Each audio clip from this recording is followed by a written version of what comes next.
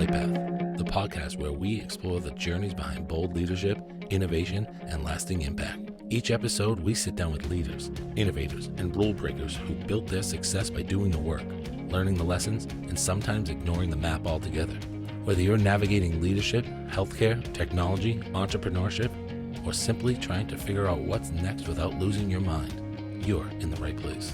Before we take flight, we'd like to thank our sponsor, eFax, helping businesses and professionals stay connected with secure, convenient document sharing. Fax online with eFax. Now fasten your seatbelts, adjust your altitude, and get ready for stories, insights, and conversations that just might change your course. Welcome aboard. This is Flight Path. Hey everyone, and welcome to another episode of Flight Path. We are flying to health. So this is the Flight Path to health. Can't wait. It's actually Bluebird leaders' first time going to health, if you can believe it or not. So we're super excited to go support them and see what it's all about. So welcome, Zoya Kahn. We're so excited to have you. How many times have you been to health? I've been to health twice now, and I haven't been for a long time. I think I was just heads down building. So yeah, I'm very excited to go back. Okay. And what is your favorite memory in, the two times that you've been? What makes it so good? Oh my gosh, the first time I went, it was crazy. They had these like wild concerts and they brought Flo Rida and we were like in this like massive I don't know, club, I don't know what it was, but they brought Flo Rida and it was like a bunch of healthcare professionals getting down to Flo Rida, which was hilarious and has never left my mind. And yeah, that was one of my memories. Another one was probably just like how they turn conferences on its head, and it's just this like very fun, very colorful experience for everybody attending. So yeah, love Yeah. health. I think that's why Bluebird Leaders in Health work good together, because we're sort of like the Montessori school of the conference industry, where we are learning, we're networking, and we have the panels and the talks. But then, as we like to say at Bluebird Leaders, we bring the pink, and health brings like the big names and the fun. And like, so last year at our big conference, one of my board members, I won't call him out, tore it up so much on the dance floor that he tore his Achilles tendon. So if that Oh lets my you know, gosh. Oh, that's intense. right? Hopefully, We have hopefully fun. there were some health professionals.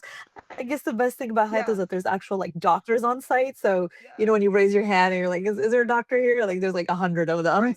We did. We had doctors. And then my niece last year too, she got altitude sickness because we were in Colorado. So she's like, I need to go to urgent care. And I was like, nope, where's the doctor? And like 5 came running, right? So yeah, it's the best. Oh my gosh. Wow. What a time. Love it. So you're a founder like me. You have drink that entrepreneur blood Kool-Aid, which is like, A little too much. Yeah. but once you start drinking that Kool-Aid, it's like, it's so much fun, right? So tell me a little bit about your background, how you got started, and then why and how you made that leap to just become an entrepreneur and founder, because it's hard for some people. So my background is healthcare. I dropped out of medical school actually, and I, much to my parents' demise, they were like, "No, why are you doing this?" I was like, "I want to go pursue my dreams." And so my background was neuroscience and AI. I studied that, and really was always looking at like how technology and healthcare could mirror each other and really integrate into each other instead of being these like two sparse industries.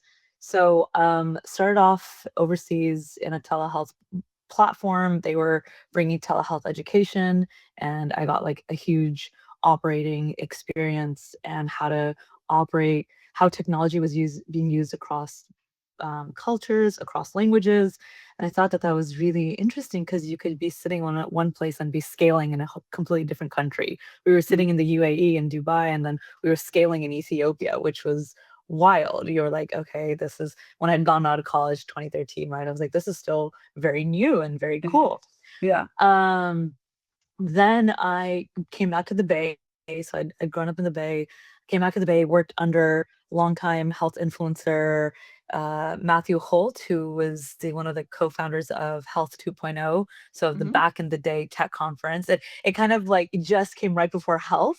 It was probably like the early days of health and what health became. Yeah. And he was showcasing a lot of really cool new technology. I became the youngest editor in chief with him at the healthcare blog. Then I ran his accelerator, which is called Smack Health. So it was like health tech, all this stuff.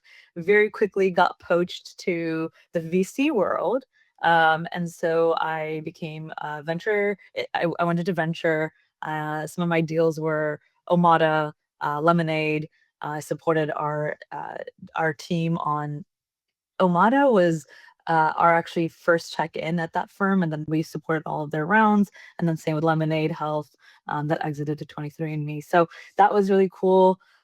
Got a lot of experience of healthcare, but being in your 20s, you're like, oh, I wanna go see what else I can do and what else I can explore Hmm. and all my other passions. Um, Stepped away for a second and actually built a solution in the event management and organization, uh, in an event management and organization tool for Fortune 500. So Hmm. did that for about 2 years, sold that company 3 weeks postpartum. You said you have an 11-year-old, Yeah. and when I was going through the birth experience, it was insane. In Hmm. my early 20s, I did not understand the impact of healthcare. Once I had a child, I fully realized why healthcare is so necessary and why advocacy is so necessary, and, Yeah. um, I had to dedicate my life back to it. So I sold my company, and I was like, "This is my whole life's goal and mission now is to improve care for mothers, so mothers aren't alone when they're giving birth." That's how I got to Rye Health. So, been drinking this Kool-Aid for for a few years now. Okay, so tell me about what your company does and how are you actually helping the mothers, either through the Yeah. pregnancy or postpartum, or like tell me what it does. Yeah, so Raya Health for maternal health services covered by insurance. So we unlock different services and service providers in your insurance. We started in doula care, and we launched in California. We're about a year and 3 months old, and uh, we have thousands of patients, hundreds of providers. We're actually live. We're going live in 5 more states, so bringing us to six total. Um, Doula care is what we've focused on, and what a doula does for our listeners. I don't know if everybody knows what a Yeah, doula is. tell us. Yeah, tell us. Um, a doula is a birth professional who helps families, expecting families, before birth, during labor and delivery, and then postpartum as well. So helps mom emotionally, helps expecting families emotionally, physically, mentally, and then can also help with also like light household tasks, chores, things like that. So Mhm. what the US has found is, in a lot of the research, this is a benefit live in 27 states with 20 more passing legislation to make it go live in 2027, is that if you provide paid for doula care to the mother, C-section rates, postpartum depression, postpartum anxiety, readmission rates, birth weight, all of that has positive outcomes and positive experiences for moms. So who knew if you gave moms more help, Yay! Who knew? birth outcomes would Wow, be what better? We didn't right? know. We didn't You know that. mean I would get a little extra help when my, newborn isn't sleeping to, help To out? help? Yeah. Yeah. To I mean, tell you that it's all normal, you know? oh, yeah, that part too, right? Because postpartum, your brain is just like wacko McGee. My husband would be like, I love you, Crazy. but you've already told me that 3 times. And I'm like, I don't remember. I mean, it's real. Yes. Yeah, it's so true because you don't know what you don't know. And if it's your first, they're your guinea pig. You're like, I don't know, I'm figuring this out as much as you are, and Right. it's Well, this huge shock to the system. Sorry, and go I ahead. love that you're breaking the barrier of like that you're not alone, right? And so when you're pregnant, it's your first one or your second one, it's like, I'm alone. I'm too scared to ask that question because I don't want to look silly or look stupid. And it's great that we have chat and AI, but you need that human connection. And then you need that Yeah. even more postpartum because you see so many people with postpartum depression. And really, it's like somebody just needs to hug them and be like, it's going to be okay. This is normal. Right. And Okay. there's not enough of Yes. those people, so I'm so happy that you're helping provide that to patients. Oh my Thank you gosh, for all yes. that you do. No, thank you. It's an honor to talk about it. I'm honored because the patients we serve, I always tell my team, it's not just the expecting family or the expecting person or the mother. It's two people. It's Yeah. her and the baby, or it's them and the Right. baby, and that is really, really we take that responsibility on ourselves every single day, so it's double the Right. amount of patients we're serving. Right, you are. Yeah, Yeah, I mean, I'm yeah. I'm sure they just hold the baby so mom can just go shower for 3 minutes, right? Yes, We just for want 3 3 minutes. minutes. You do. You really only need 3 minutes, but those 3 Yes, minutes feel it's like heaven. you get a break. It's heaven. It's a birth, it's somebody who's seen this so many times over, so you trust them, Yeah. and it's paid for. So now you're not financially burdened anymore. Yeah. So win, win, win So all I'm in over. New Hampshire. Are you in New Hampshire yet? And if not, how do I help you get there? Oh my gosh. So New Hampshire, I don't believe is one of the, I think it's in the list of the 2027 reimbursement. But it is East Coast. We're in New York, we're in New Jersey, we're in Pennsylvania. Pennsylvania, we're getting there. Let's see if it happens. Medicaid is always a fun Okay. state. Getting state Massachusetts? approved is How always about fun. Massachusetts? Massachusetts. Yep, we're in Okay, Massachusetts. yeah, Yeah, we're because Western. they Yeah, have an yeah. amazing, like, maternity leave ruling, which, like, Yes, makes people wanna live there, right? Even for dads, which is, again, awesome it's as well. great.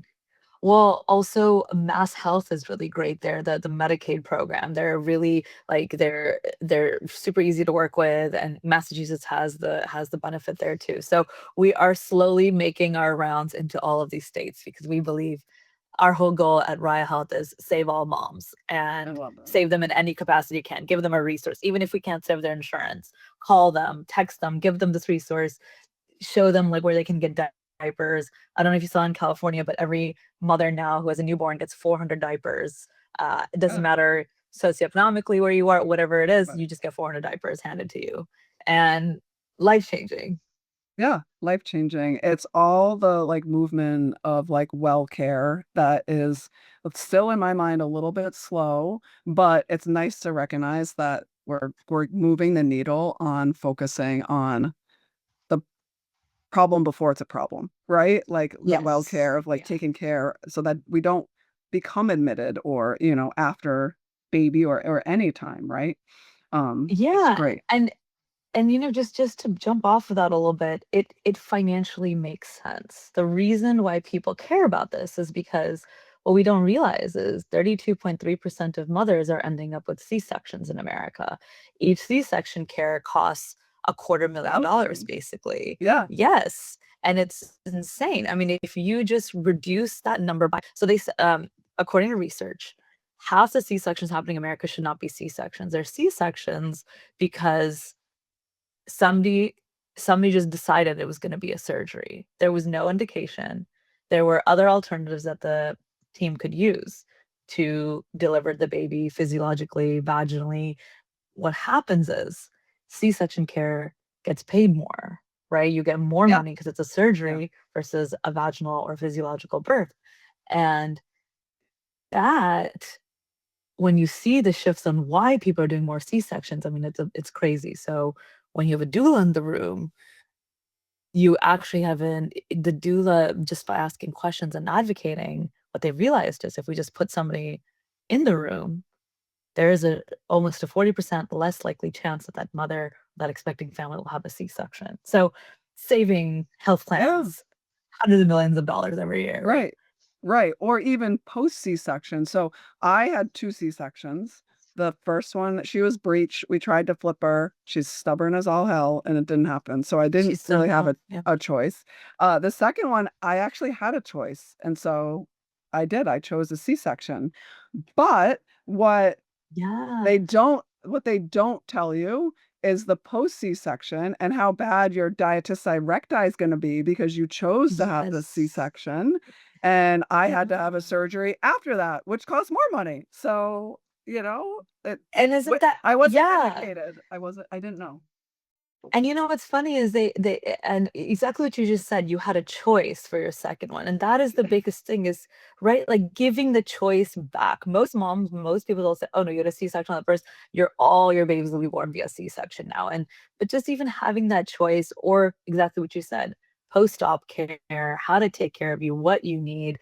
Yeah, There's a bunch of other what people realize, there's a bunch of other complications that also come later in the life C-section. Yeah. with a Yeah. C-section. So if you just try to, if as much as you can to try to prevent it, Right. you may be that much better Right, and I overall. didn't know, right?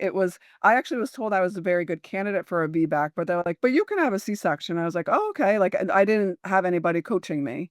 Yes, So yeah, yeah. there I was with my second C-section. No, and is it so I have 3 other siblings. My mom is an OBGYN, and she was also bullied into basically also having a C-section. Being a full physician, she opted in for 2 VBACs, and then on the 4th, they were like, "No, you have to do a C-section." So she, who was fully informed of everything and actually has done these procedures, was being told her odds as well, and it was I mean, these things happen, right? And even you think the most capable, the most educated, even when they're in the hot seat to make a decision, they're like, Mm, you just need somebody else to help you right. understand the decision or what information you're being told, or to ask for space to like, can Yeah, you that give us too. a few Good call out. minutes? You know? Yeah, Yeah. good call out. Okay, back to health.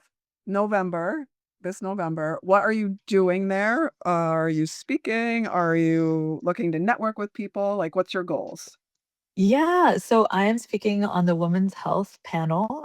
We are, I'm really excited to actually discuss. I was told that there's going to be a pair, a provider, and me on the panel, and we're going to be talking about how what women's healthcare looks like in the age of AI, and how we can actually improve outcomes. One thing that I'm really excited about is where we are currently in the market with maternal health. When we're always a little late in healthcare, but that's okay. We're still here and we're making moves and strides.